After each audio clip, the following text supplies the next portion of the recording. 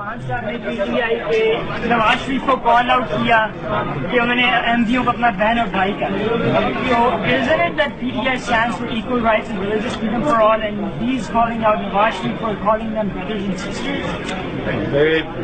The question is religious freedom ہونی چاہیے ہر ایک کو اپنی ریلیجن کا پرسو کریں، چاہے وہ کرسچن ہو یا ہندو ہو یا احمدیز ہو. احمدیز کا کانسٹیٹیوشنل رائٹ ہے، ہم کو ریزرو سیٹ پہ ایک ٹکٹ ملتا ہے.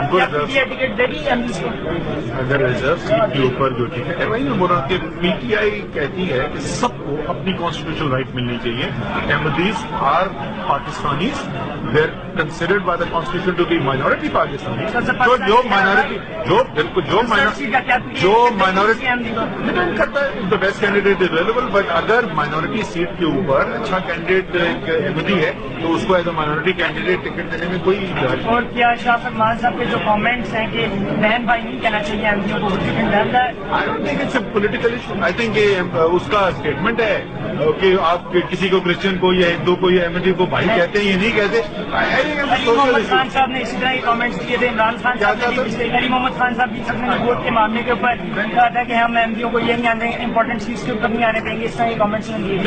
جو ہمارے پوزیشن ہے وہ بالکل کلیئر ہے.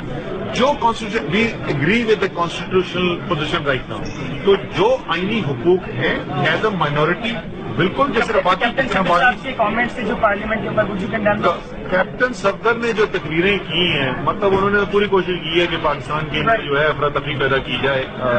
اور آپ نے نوٹ کیا ہوگا کہ even though Tehreek Insaf opposition میں تھی، تحریک انصاف نے اپنی جو پوزیشن ہے ان پرنسپل وہ بالکل کلیئرلی بتائی، لیکن اس ایشو پہ سیاست ہمارے خیال میں ریلیجن کے اوپر سیاست نہیں ہونی چاہیے اور these issue should be dealt with in a sober serious.